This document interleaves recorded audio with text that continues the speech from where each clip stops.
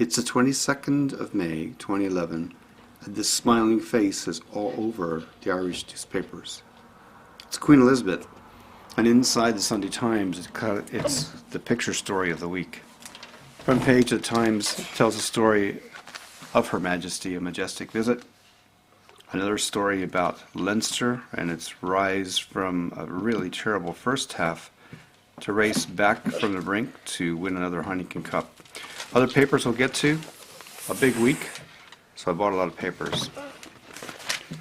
In my own place here in Cashel, the front page article by John Mooney points out that the local mayor, in his wheelchair, defied Sinn Féin, the party he's a member of, to shake hands with the Queen. He thinks Sinn Féin missed out on a very important royal visit. A lot of us think Sinn Féin's fighting in the last century. I know personally, as an American, I think the Queen moved from being royalty to a benevolent, rich aunt.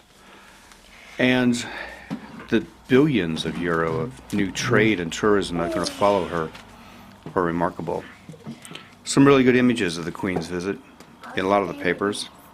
I know if you go outside where I am sitting on a really windy day, blowing from the west to push Barack Obama here, you'll see the place where she landed. Shot the video after she left, but you can see Hoare Abbey, the Rock of Cashel. It's the day after the Queen's visit to Cashel, when her helicopter would have approached. The pilot would have taken a nice downwind and base turn over the O'Brien Lodge, giving her a beautiful view of the rock itself. In fact, the view she would have seen was the view without the scaffolding. And then as the helicopter prepared to land, she would have seen the remnants of Hoare Abbey. Quite inspirational.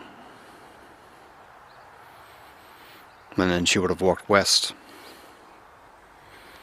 towards a small cattle gate here in Cashel, County Tipperary, Ireland, where the monks walked in the 12th century. And if you had some other papers or watched RTE, you'd see happy Irish citizens and all their finery waiting to make a connection. I won't connect with Barack when he visits. I am thinking about Garret Fitzgerald, a very prominent politician, now deceased. And inside Sunday Business Post, some other interesting stories that bear noting. It's interesting to me Is that a baby? how Obama, playing the Irish card according to Niall O'Dowd, is actually carrying on a media tradition in the United States. Perspective is that Europe is bullying the Irish, and Barack will be the big brother, bringing the strength of America to support the Irish. Inside the Irish Society of technical part of society, Dick O'Brien points out something that at Tipperary Institute we know, which is the Irish gaming industry, the Irish Interactive Game Association of Ireland, has problems finding qualified workers. It's a difficult position. Something we're doing is extending a long-range look at Canada and how they're doing the business there. We're actually opening a channel which talks to the creative sector in Canada. It should be pretty interesting. A very effective way of trying to connect the dots and become a lot more efficient. Inside the Sunday Business Post, some other interesting items. This thing here catches my eye. It's called Conversion Courses, an article written by Margaret O'Brien. By their very nature, a conversion course is highly vocational, but targeted to somebody who might already have a degree, maybe even a master's degree, helping that person become more au fait with the way to apply those degree theories. Garrett, got to remember him as well. When I first got over here, his voice was active on the issues of the day. His face is in every broadsheet, both the Irish and the English ones. Very generous man, a deep thinker, and maybe that would be a downfall as a politician. Sunday Telegraph. Interesting stuff about the iPad. I wouldn't buy it for that. The apps, why would you buy a paper to find out what to put on an iPad? This is interesting. Alasdair Palmer points out There's a fight between the judiciary in England and the internet. But basically, there's a super injunction. You can't even name the people that are in the injunction to protect their name in all media. Well, several people have named the footballers or have named the entertainment celebrities. And, well, what Palmer's suggesting is maybe we need a way to block access to certain sites. So could you imagine this? England, super injunction, don't want to have people named on Twitter, just blocks Twitter. Or imagine this, Evan Williams flies into London and meets up with somebody and discovers that there's a warrant out for his arrest because Twitter doesn't respect the super injunction. Another technical issue, another technical story, and several of the papers, Financial Times and this one's the Telegraph, Emma Wall finds out that LinkedIn did really well, $35, now up to $120 per share. This happened, the IPO of LinkedIn happened the same week that Hewlett-Packard and Cisco posted profit warnings. It's like the old technology sector is struggling. It's being cannibalized by the newer startups. Wow. Front page stories in The Guardian, the weekend edition, about the whole idea of the injunction. Owen Bouckaert, Josh Halliday write about it. Internet users responding to the injunction just simply name the footballer. The judge, Lord Judge said modern technology is actually out of control and wants to get in the face of those might be causing that problem. Here's something James Corbett might like.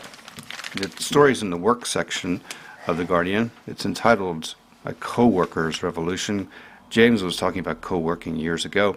Graham Snowden reports about it, co-working spaces that bring the cafe aesthetic into the office, make it more comfortable to work, very trendy. We're trying to do the same thing at Clonmel.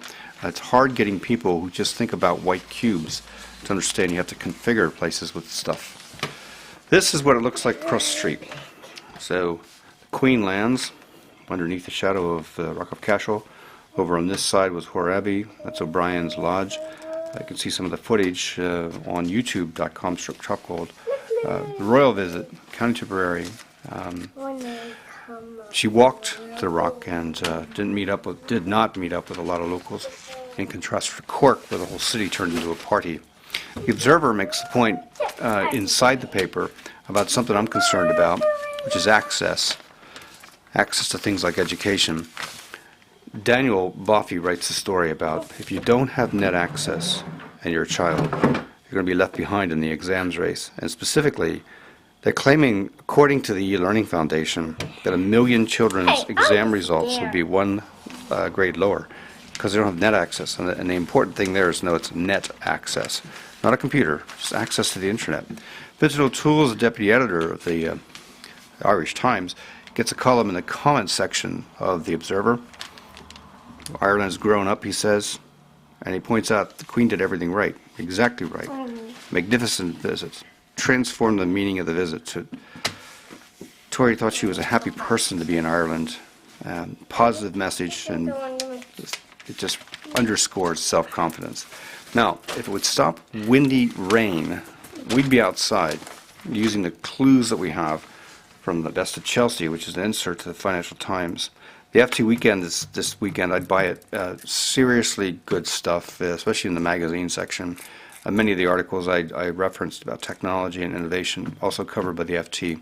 But the Best of Chelsea, Peter Donegan, I know you're listening. I read that piece several times. My interest is to get ideas about recovered, distressed things like wood and stone, and make it work outside in that garden. You can see the wind, see the rain, see the traffic. For those guys who listen to me, like Fireman Rich, it's a little bit quieter here in my bay window, except the noise from my assistant, who's left the stage momentarily. You can catch up with who I am on Twitter as TopGold, audioboo.fm/TopGold, and on Flickr.com/photos, /Irish Eyes. If you go there, you'll see this street as it looked 7 o'clock in the morning on the day the Queen visited. Take care. Thanks for listening. Bye for now.